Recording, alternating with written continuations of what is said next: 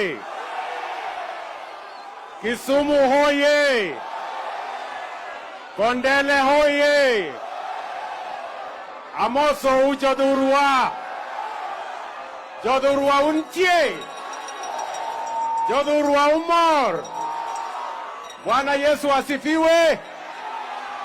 Hebu mnisalimie hewani hivi nione watu wa Kisumu.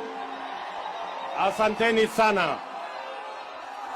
Watu wa Kisumu, mimi nataka niseme asante sana kwa kunikaribisha Kisumu Dala. Mimi nimekuja hapa leo kwa shughuli ya maendeleo ya dunia yetu ya Kenya, tukianza na Kisumu County. Na mimi nataka niwaambie hivi, watu wa Kisumu, ya kwamba mpango yetu yote tumekubaliana na huyu Profesa Anyang' Nyong'o, mambo ya Kisumu County. Tunakubaliana jameni?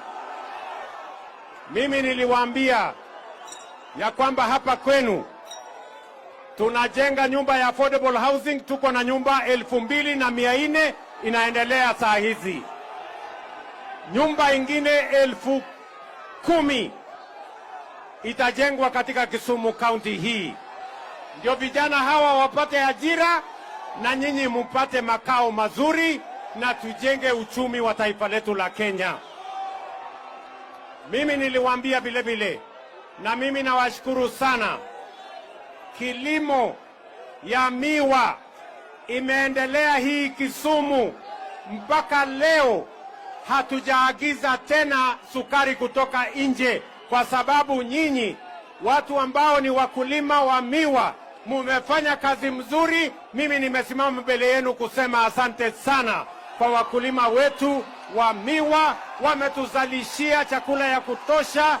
Tuache kuagiza kutoka nje, tulipe wakulima wetu na tuwe na food security katika taifa letu la Kenya. Mimi nataka niwashukuru vile vile wakulima wa Kenya. Ile mahindi tulikuwa tunaagiza kutoka nje, wakulima wetu wamezalisha chakula ya kutosha. Mimi nawashukuru, na mimi nataka niwahakikishie tutaweka bidii tuwasaidie wakulima wetu, ndio tuondoe njaa na tuache kuagiza chakula kutoka nje, tuwe na chakula imezalishwa na wakulima wetu na vijana wetu katika taifa letu la Kenya. Tumekubaliana? Naona kuna jamaa hapa ameniandikia maneno. Vile vile mimi nataka niwaulize watu wa Kisumu, pale mbeleni watu wachache walikuwa na bima ya afya ya NHIF, lakini sasa tumesema kila Mkenya awe na kazi asiwe na kazi, awe na mapato asiwe na mapato, awe na uwezo asiwe na uwezo, kila Mkenya apate bima ya afya, aende hospitalini atibiwe na aende nyumbani bila ya kuulizwa pesa yeyote. Watu wa Kisumu, tunaelewana jameni? Mimi nawauliza, ni ungwana kwamba Mkenya mwingine anaweza kwenda hospitali akaambiwa aenda nyumbani kwa sababu hana uwezo wa kulipa? Sio ni dhulma?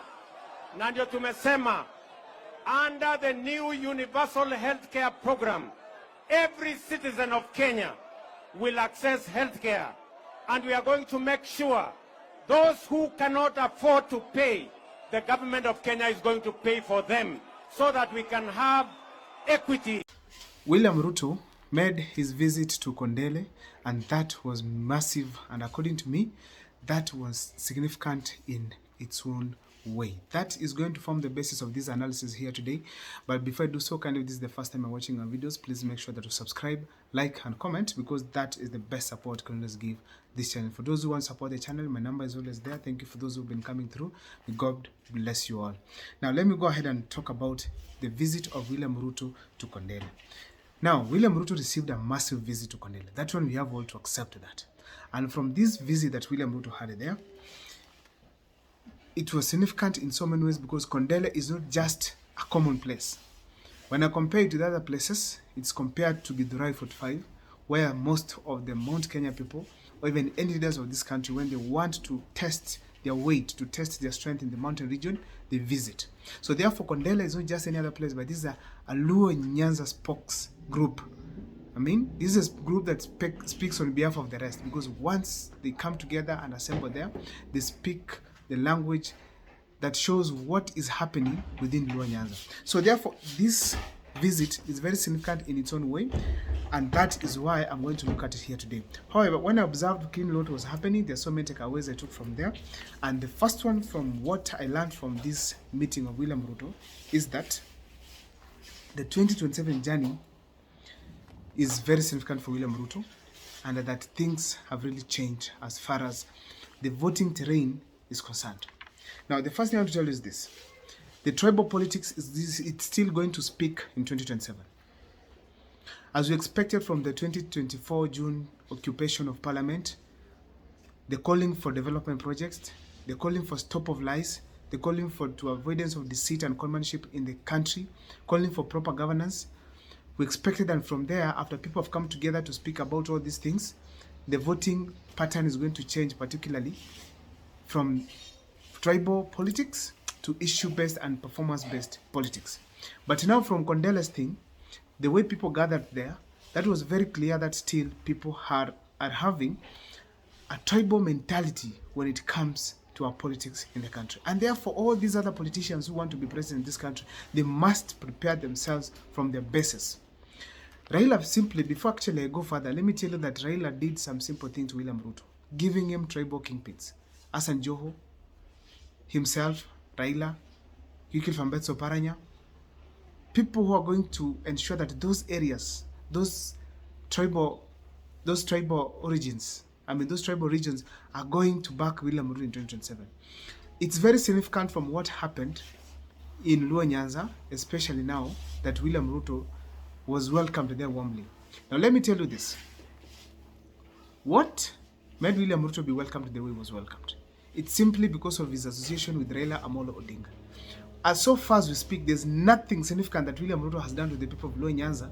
You can come and tell me that because of this and that, that's why they were celebrating. No, it is simply working the Baba and supporting Baba to go for the AU seat. In terms of development, nothing. In terms of the economy, nothing. In terms of achieving the promises that they had made, nothing. So therefore, basically, this was purely politics. And actually, the visit of William Ruto, the welcome that he received, it was basically on tribal support that he has gotten from Raila Amolo Odinga's endorsements. That is a big challenge that we have in this country. Another takeaway that I was able to take from there is that it's ignorance. Ignorance is still going to affect Kenyans going forward for some time. Why am I saying so? Now, Ruto was really being welcomed there by various people. People were really happy, shouting, others whistling. In short, he was being welcomed there as if it's someone who has done something very good for the people of Kenya and even for the people of that region. Then now this drew us to this conclusion here. Why could it be like William Ruto is being welcomed such a massive way, yet there's nothing that he has done? It's simply ignorance. Kenyans have reached a point.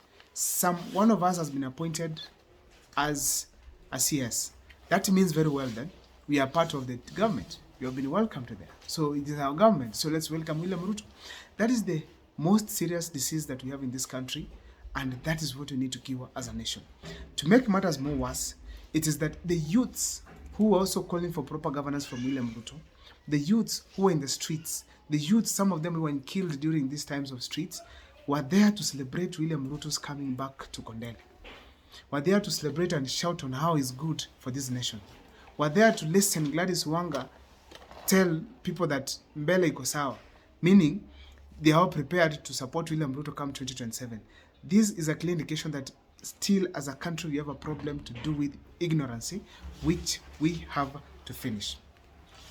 Another thing that I learned from this visit of William Ruto to Kondele is that you cannot underestimate Raila Amolo Odinga's influence when it comes to the politics of Kenya as we speak.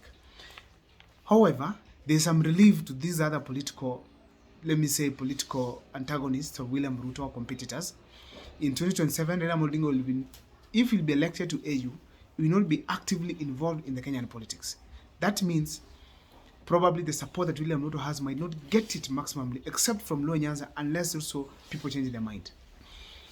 Also, we can say Raila Odinga not being a presidential candidate can also affect the voting bloc come 2027. So therefore, that's a reprieve to some of these competitors. But the fact remains that we cannot underestimate Raila Odinga's influence come 2027. What do I mean by that? First of all, he has given Ruto a very powerful starting base. In 2022, William Ruto has a starting base, which was the Kalenjin land, that is the West Rift Valley, the Kalenjin part, which was bringing on board about 3 million votes. Then, Mount Kenya supplemented by its 4 million plus votes.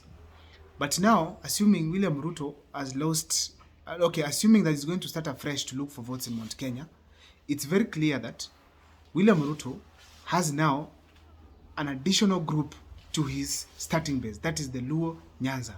Those guys are going to support William Ruto whether we like it or not, unless Baba says no. So that means William Ruto has a stronger starting base of about 5 or 6 million strong, because having the Kalenjin land of about 3 million, then having the Luo Nyanza giving him probably 1.5 million, that's about 5 million, 4 million plus. That means William Ruto has a strong starting base going 2027. So therefore, we cannot underrate Raila Odinga's influence as far as the Kenyan politics are concerned. As I said before, if it is getting the 6.5 million of Raila Odinga, William Ruto will achieve. The only challenge we have right now is whether are we going to beat him with the extra numbers that we are going to bring on board. Okay, I'm saying so because I want him actually to be total lesson come 2027. So therefore, we cannot underestimate Raila Odinga's influence in the Kenyan politics come 2027. Another thing I learned is this: youths of Kenya are not speaking the same language. In Kondele, there were no only men and women there. Majorly the youths were there, who were mobilized probably, or even went there willingly, supporting and cheering in support of William Ruto. These are the same youths who are also calling for accountability in 25th June 2024. We're only lucky that some of them from Nyanza were not shot like those who were shot in the parliament buildings in Nairobi. But the fact remains that those youths and the ones in Kondele and the other parts of this country were supposed to speak the same language going 2027, so that the youths can count, because we are the most affected when it comes to some of these policies that are being passed by William Ruto's regime. Some of the debts that are being borrowed right now, we are going to bear them. Some of the school fees are going to be increased. Youths are going to suffer. Some of these health issues that we are having, we are going to strain because of the type of environment that has been set by the current regime. So therefore, the youths need to come out strongly and speak same language going 2027. But what we saw in Kondele, it's still not the same. Again, we have not gotten a leader to bring the youths together to resonate with the interest of the youths. Now, lastly, another thing I want to say here that I learned from that is that Ruto is determined to support Raila's in the AU, and is also determined to gain Raila Odinga's support seriously. So he wants to inherit Raila Odinga's support across the country. Let us go and see now Hassan Joho, Victor Fambeso Paranya, being among the closest people of William Ruto, who are going to speak on some of the things that are happening in the government, to give them that national outlook. Now, William Ruto also stated that he supported Raila in 2027. In 2007. Now Raila has given back by supporting him in 2027, and actually starting now for 2027. That is a very clear indication that these people are in a deal that we're not going to stop anytime soon. So therefore, they are going to work to ensure at least they have achieved their interest. It is time for Kenya to wake up, and that was what I'm calling for on this video. Thank you so much for those who've been watching, following my videos. Please kindly make sure to subscribe before you end. Give a comment kindly on my opinion, and also make sure that you give a like as you watch my videos. See you next time for more videos. My name is Abel Mukwa.